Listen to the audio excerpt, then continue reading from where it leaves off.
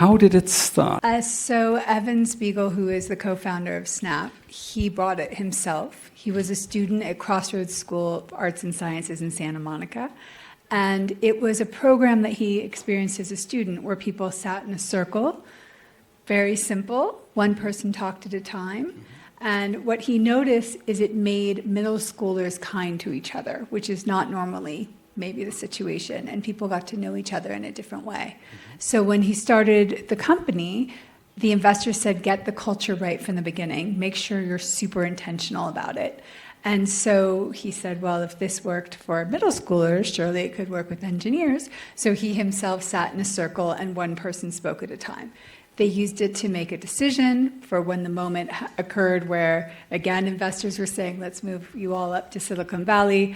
The original people sat in a circle, one person talked at a time, told the stories, and as it's been told, I wasn't there, they came to consensus and really heard that it served to be in LA and that they were committed to Los Angeles and they were committed to what was happening with the diversity of Los Angeles. So that decision was made in that way, and then as the company grew, they wanted to be, again, intentional about the culture and have a place where people felt that they were heard and that it was a place where people could all be included.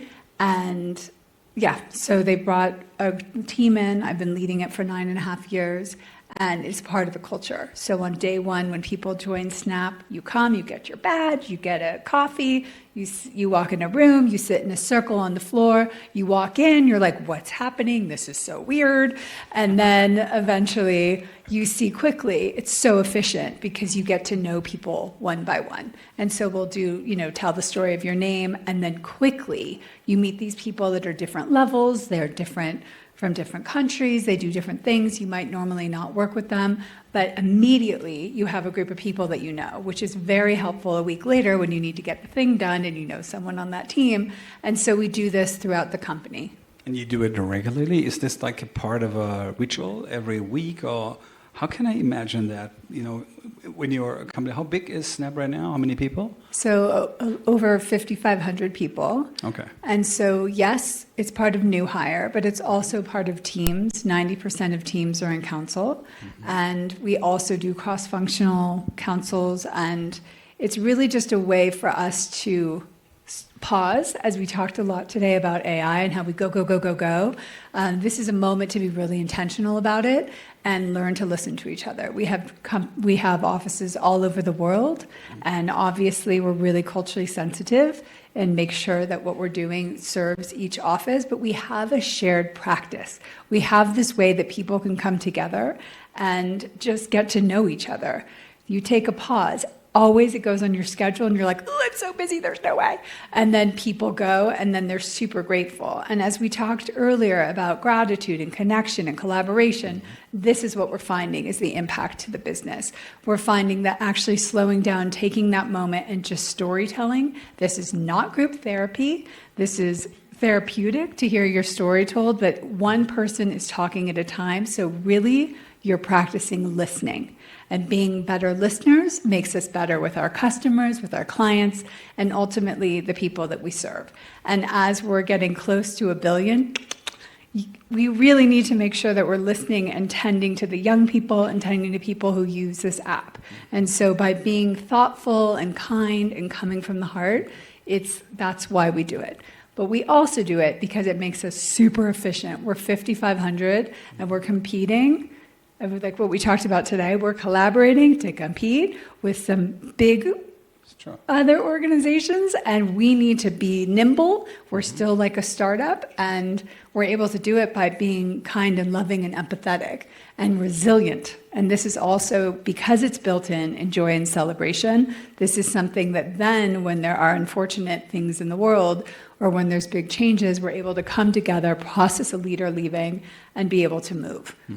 Yeah. So, it sounds like to me, I'm TEDxBerlin, we have startups as well.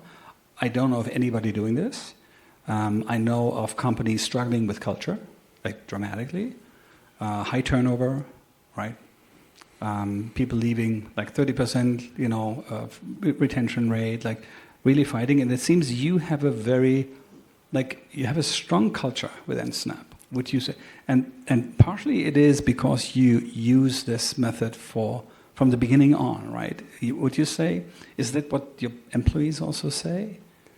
Well, I would say, bless you, that the company is really based on values of being smart, kind, and creative. Mm-hmm. So we're really lucky in that we attract the kindest people that are brilliant. Mm-hmm. And it is so creative.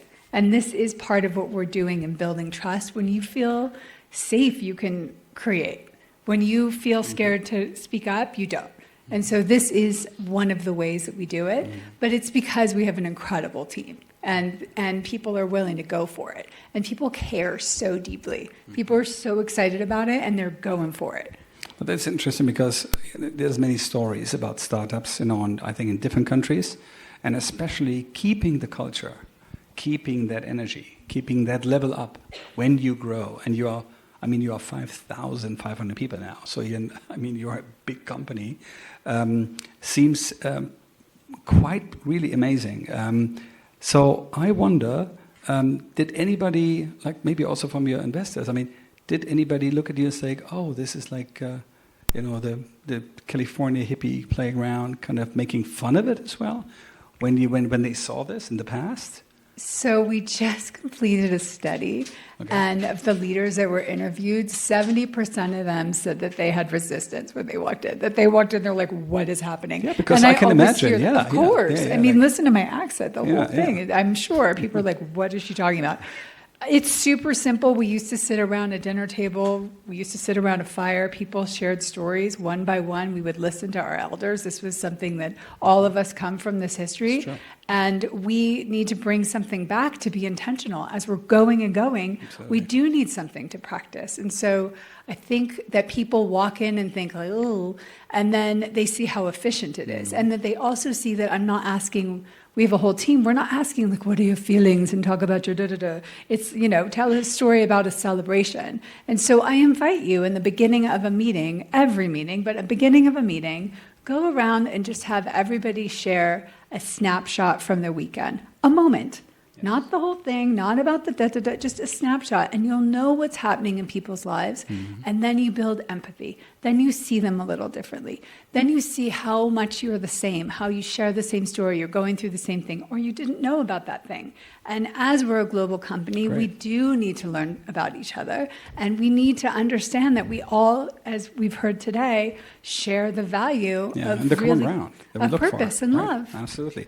So you've been doing this now for like almost a decade, and you didn't share. And tell us about like the next step from a perspective at Snap. You open up right now. You actually here you share this for the first time, that you actually do it, right? You've not shared this broadly. Tell us about this that idea to share it with others. So we have been quietly doing this as a practice, and it is a new field. It's a new profession that has never existed before. And so we have been training people, and it's been through word of mouth of, someone's at a dinner and they're like, ooh, I know someone that might be good.